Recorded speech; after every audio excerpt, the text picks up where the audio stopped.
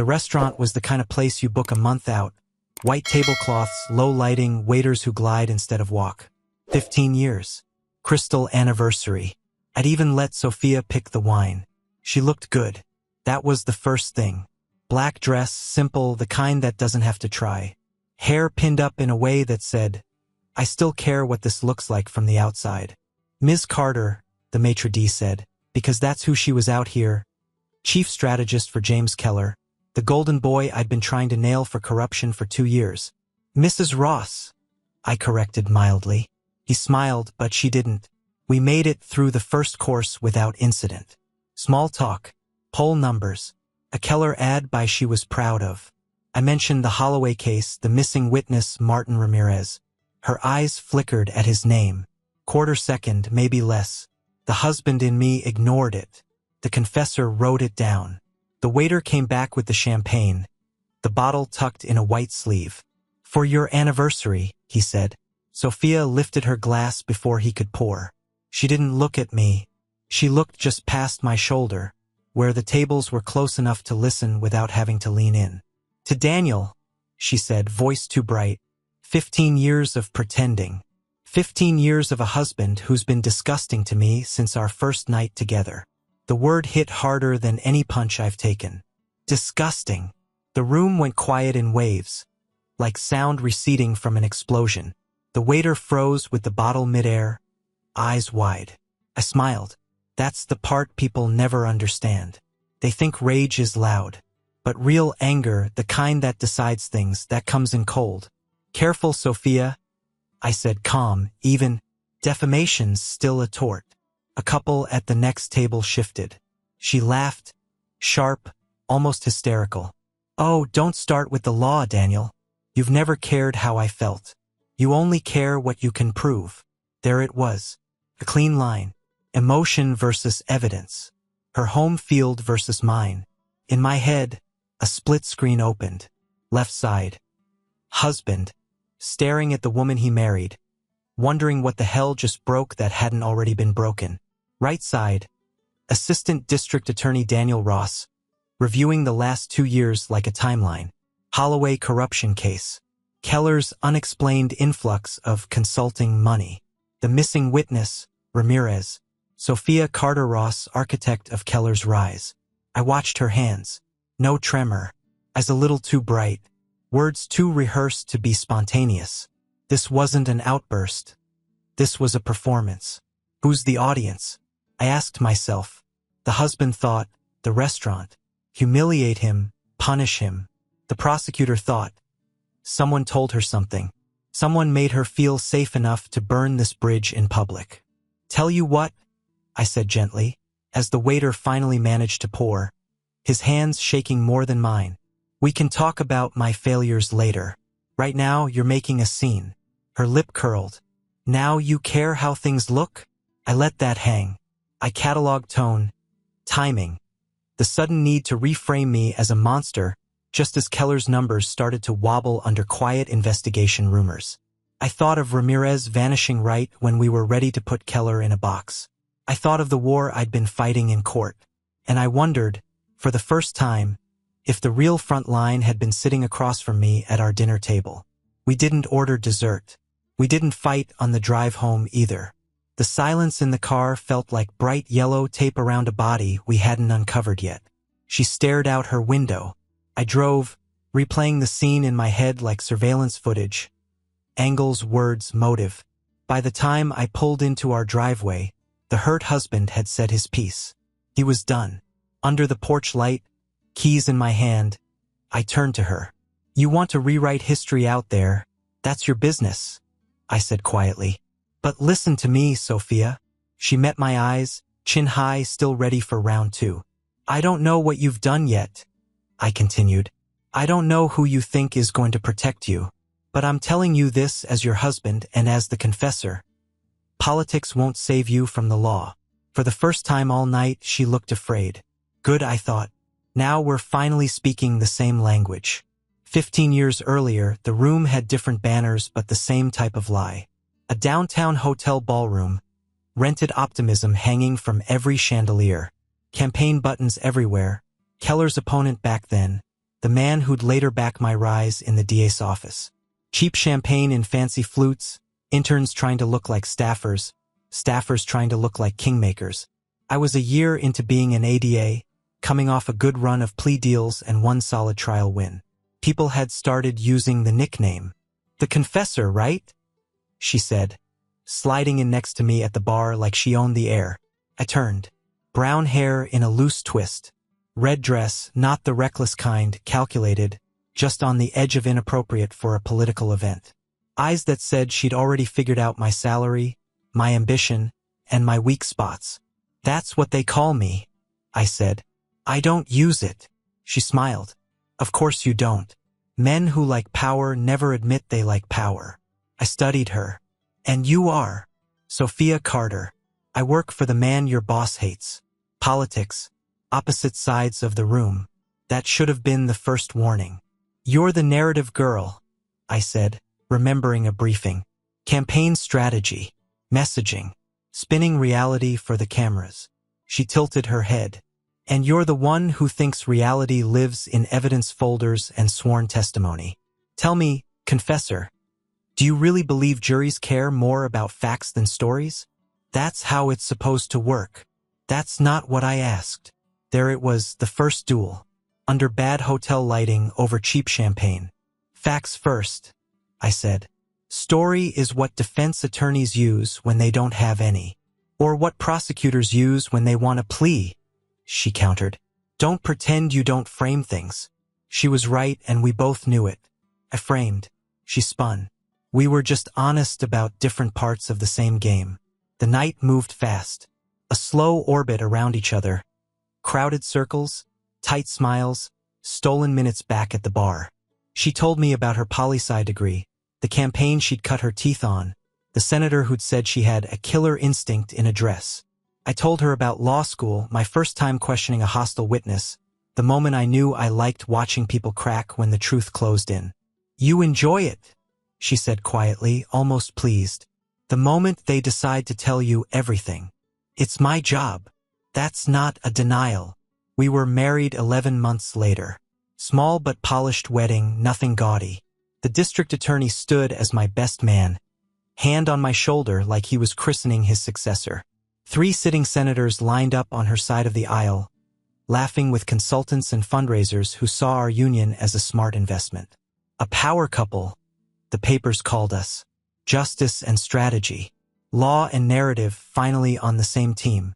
That night, in a hotel suite that cost more than my car, I lay next to her in the dark, tracing patterns on her shoulder. The city hummed outside. The world felt simple for once. "There's a moment in every case," I told her, "when the truth locks together like gears. You can feel it. No more guessing. No more spin. Just click." She was quiet for a long time. "You'd be terrifying as an enemy," she said finally. I laughed, kissed her hair, and thought it was a compliment. I didn't know she was filing it away like evidence of her own. The morning after the restaurant, I was at my desk by 6:30 a.m., suit jacket off, tie already loosened. I didn't sleep much. I didn't need to. Anger will carry you a long way if you point it in one direction. Linda Parker, my secretary, poked her head in with a travel mug. "Rough night, boss." "Productive," I said. "I need everything we have on Keller's campaign finances, and full records on Sophia's firm, Meridian Strategies. All of it. Clients, subs, payments, donors." Her eyebrows went up. She didn't ask why. Linda's smart. Smart people don't touch live wires. "Got it," she said. "You want me to flag IT for any public records on?" "Yes," I said, "and tell them I never asked." By 9, my office looked like a file room had exploded. Folders stacked in uneven towers, my screen split between spreadsheets and flowcharts. Keller's donor web sprawled across the whiteboard, a mess of arrows and LLC names designed to bore normal people into looking away. Buried in the middle of it, like it had always belonged there, sat Meridian Strategies. Sophia's company, center hub. I drew a box around it. Then another line out to a smaller entity I hadn't seen before. Eastview Analytics, registered under her mother's maiden name. Clean on the surface. No website, no branding, just a quiet shell nibbling at consulting fees. I followed the money. $1.7 million flowed from Keller's campaign into Eastview over 18 months. From Eastview, it was washed out in chunks to various vendors. One payment line made my stomach go cold. A modest but steady stream to an immigration law firm I knew by reputation. Good people. Aggressive on asylum cases. Recently, they've taken on one special client. Lucia Ramirez, daughter of my missing witness. I sat back, let the room tilt once. Then I leaned forward and kept going, because that's what you do when the picture starts to form. You press. On paper, it was clean. Keller hires Meridian. Meridian outsources analytics work to Eastview. Eastview pays a law firm. The law firm takes an interest in the immigration status of a vulnerable young woman whose father could destroy Keller from the stand. In my head, I replayed the anniversary dinner. Her timing. Her need to paint me as cruel in public. Disgusting since night one. A man who'd never cared how she felt. If our marriage could be recast as a long-term abuse narrative, then any move I made from here on out would look like retaliation, not prosecution. Sophia wasn't just good at narrative. She was preemptively poisoning the well. Michael Reeves walked in without knocking, carrying 2 coffees and his usual assumption that I needed saving from myself. "Jesus, Dan," he said, taking in the walls. "Are you planning to sleep here?" He put a coffee down on my desk, then froze when he saw what was on the screen. "Meridian," he read. "Eastview. Ramirez. Is that?" "Yes." He studied the lines. "Tell me I'm reading this wrong." "You're not," I said. He set his jaw. "Are you investigating your own wife?" I looked at him. Husband to friend would have said no and thrown the files in a drawer. The prosecutor to the colleague said something else. "I'm investigating obstruction of justice," I replied. "Whoever's behind it." He stared at me for a long beat. "You need to recuse, Dan. Now, it's a conflict the size of Texas." I knew he was right. Professionally, ethically, politically, you don't chase your spouse through a paper trail and call it clean. But the thing about conflict of interest is simple. You have to step aside before you see too much. Before the gears lock. I already felt them starting to turn. "I'll loop in internal affairs," I said, "after I know exactly what this is." "Dan, I'm not going to court with half a picture and my head in the sand." I cut in. "If Keller used my wife to make my witness disappear, I'm not turning that over to some junior who can't tell their ass from a balance sheet." He exhaled hard, ran a hand through his hair, and finally nodded. "You've got 48 hours. After that, I go over your head." "Understood." When he left, I closed my office door and locked it. I stared at the whiteboard, at the neat little arrow from Keller to Sophia to Eastview to Ramirez's daughter. The enemy might be sleeping in your bed, I thought. Then I corrected myself. Correction. The enemy slept in your bed. The rest is just paperwork. The next 48 hours stretched into weeks because that's what real work does. It ignores deadlines people set to feel in control. I built 2 walls. Wall 1, the official Keller file, the one the office knew about. Warrants, subpoenas, the usual slog through dirty money and cleaner excuses. Wall 2, my shadow board. Meridian. Eastview. Names I knew from our dining room, our Christmas card list, our wedding photos. Her people. Jordan Blake, Keller's campaign manager, came in first. The man sweated through $300 shirts even on good days. Today, his collar looked like he'd been bobbing for apples. I slid a folder across the table. Bank records. Emails. His signatures where they shouldn't be. 15 years, I said, tapping the sentencing guideline page. "Or you help me clean this up." He licked his lips. "I want a lawyer." "You'll get one," I said. "And if he's smart, he'll tell you what I'm telling you now. You were never the mastermind. You were the errand boy. You're not built for prison, Jordan. But Keller is. And so is the person who designed this." His eyes flinched at that last line. Not at Keller. Person. Sophia's silhouette floated behind his gaze like a ghost. "I want immunity," he whispered. "You want to walk out of here with both ankles unmonitored. You give me everything," I replied. "Every meeting, Every call. Every time my wife's name comes up. He signed. They all did, eventually. Her assistant. The one who used to text her reminders at midnight while we were in bed.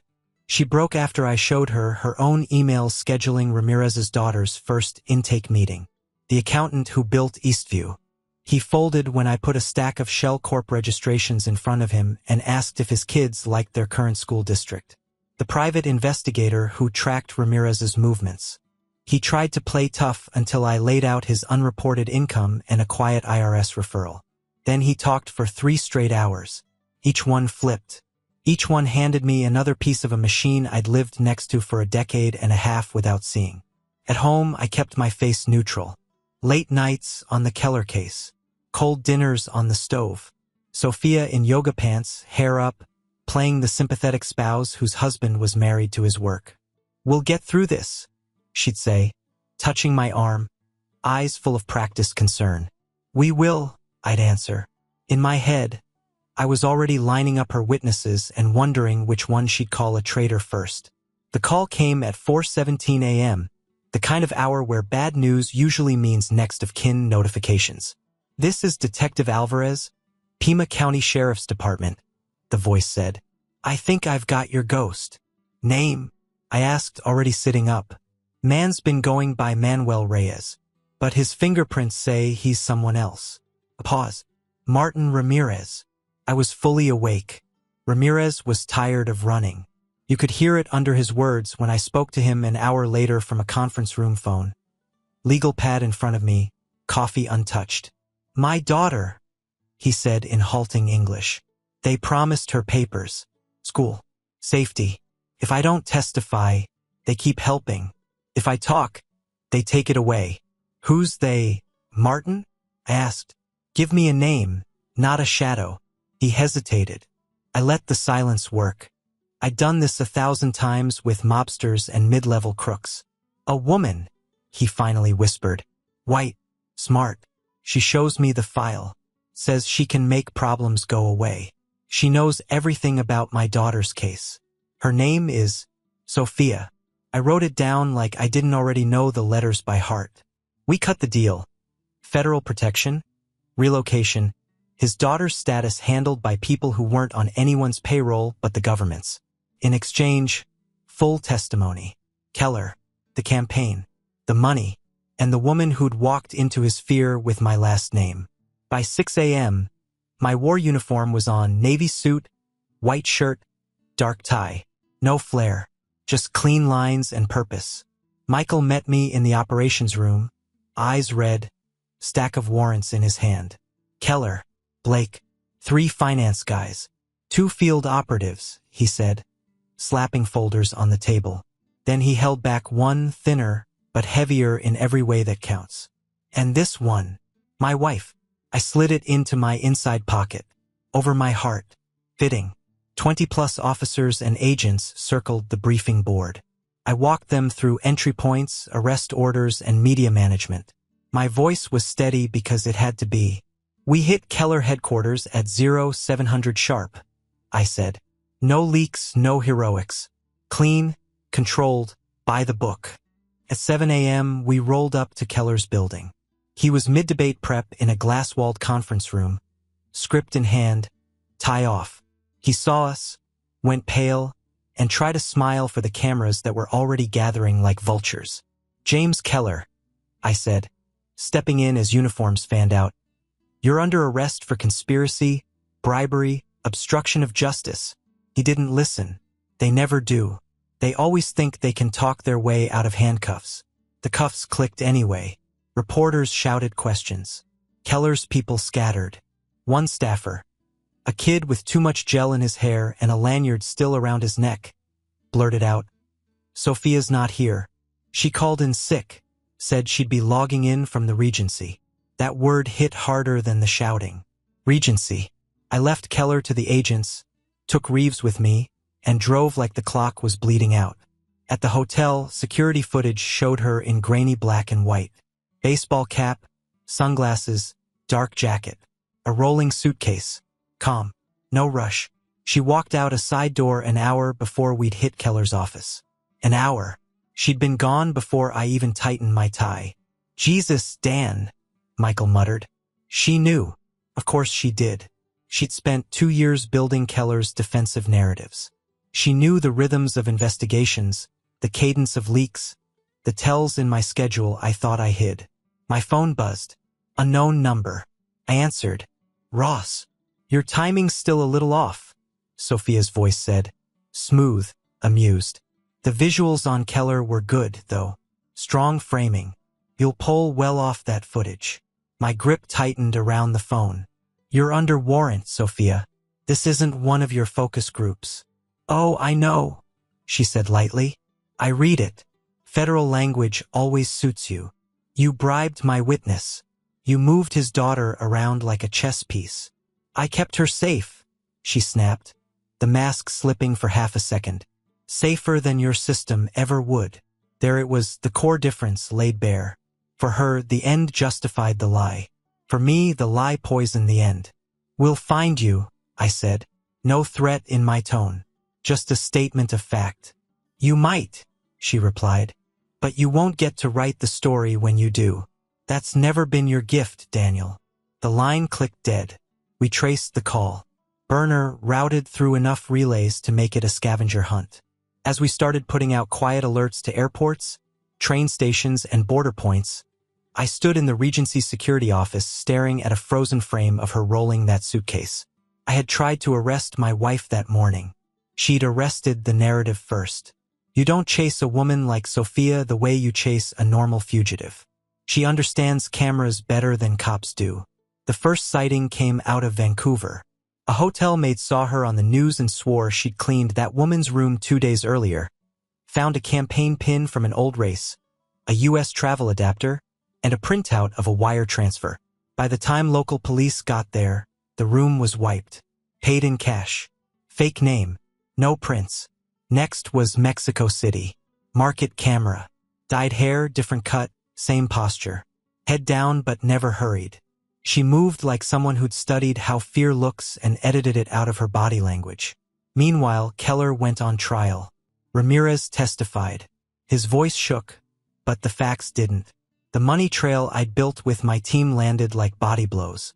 Shell companies, Eastview, Lucia's scholarship. The whole rotten chain. Keller folded under it. 12 years.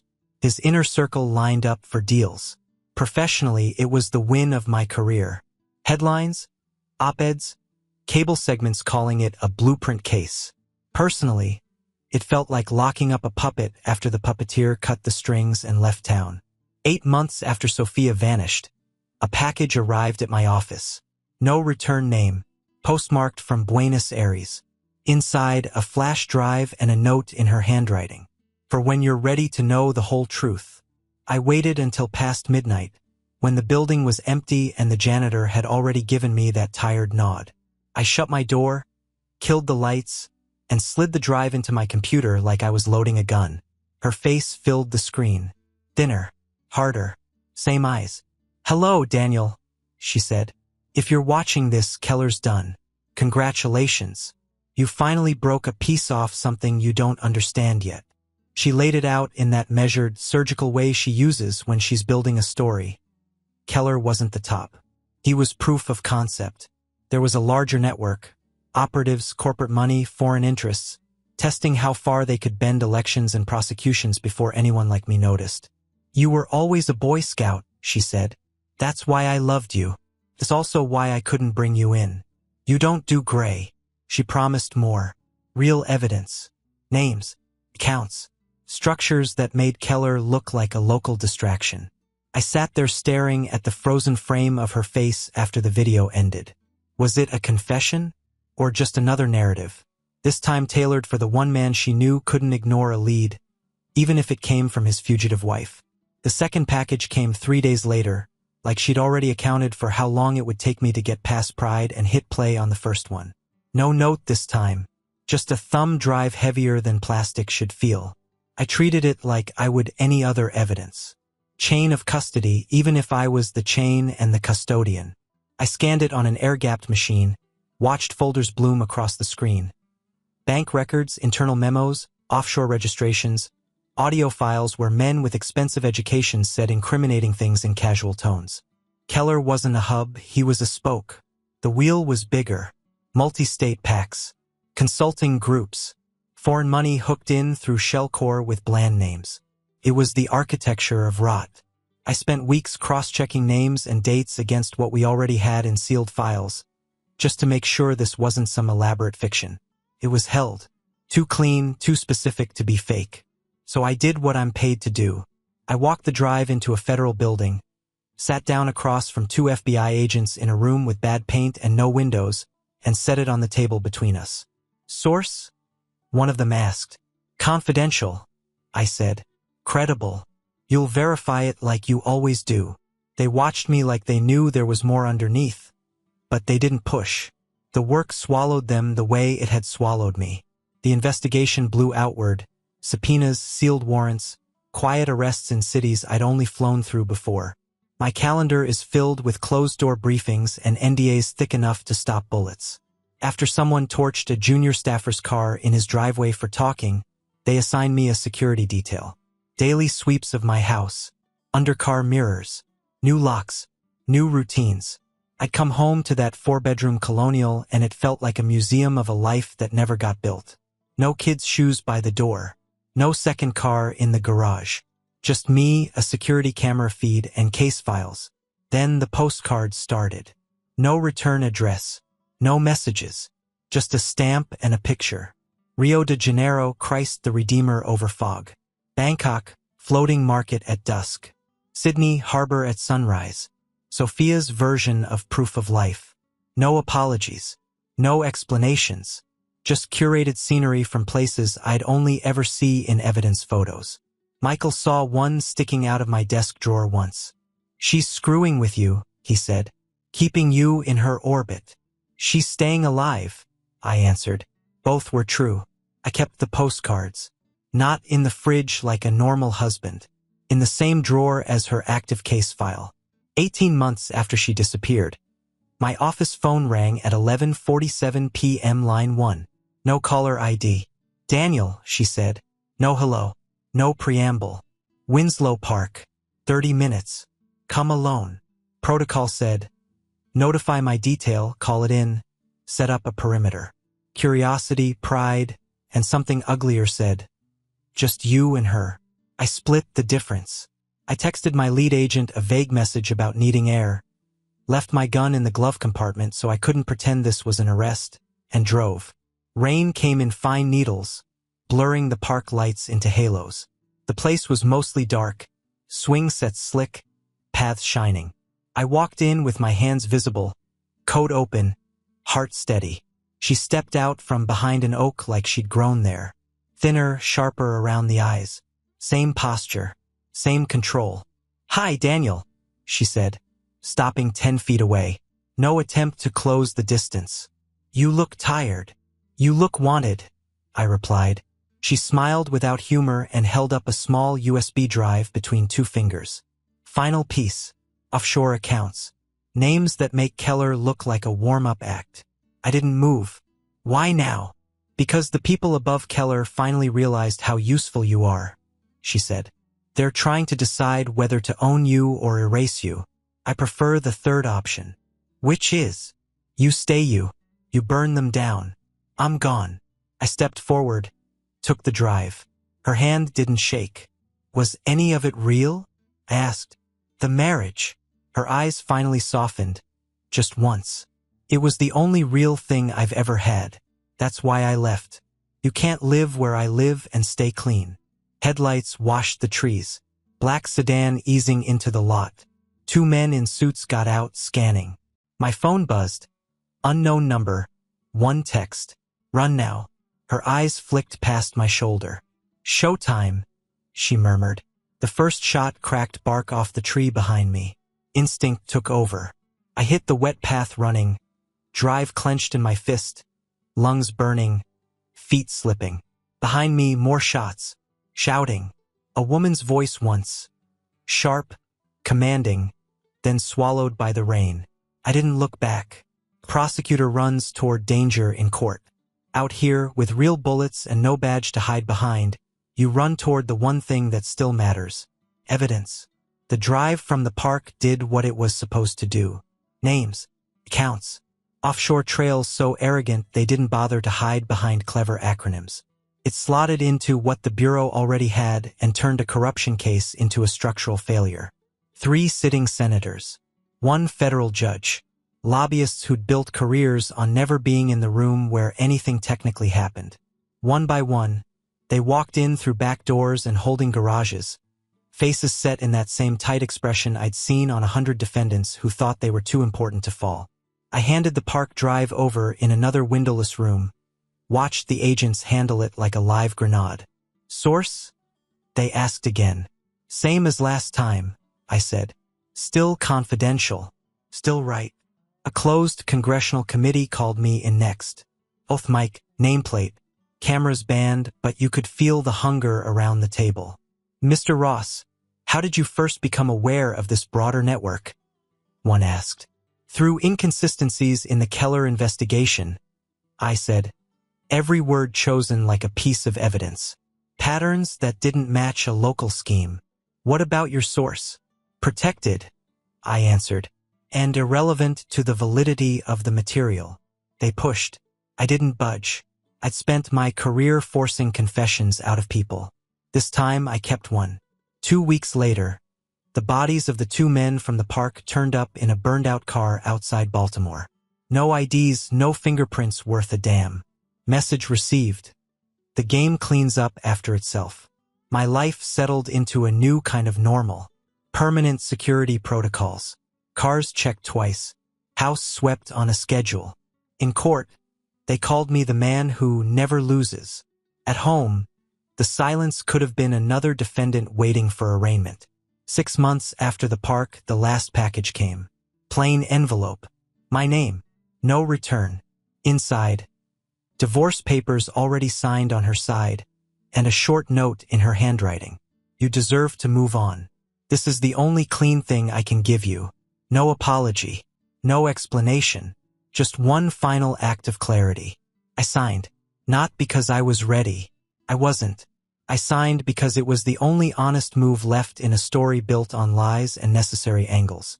People still call me the confessor. They think it's about getting bad men to talk. They don't understand the irony, that the most important confession I ever heard didn't come in an interrogation room. It came from my wife, standing in the wreckage of our life, telling me without spin that love doesn't erase consequences. Some things stay black and white, especially for the people we let closest to us.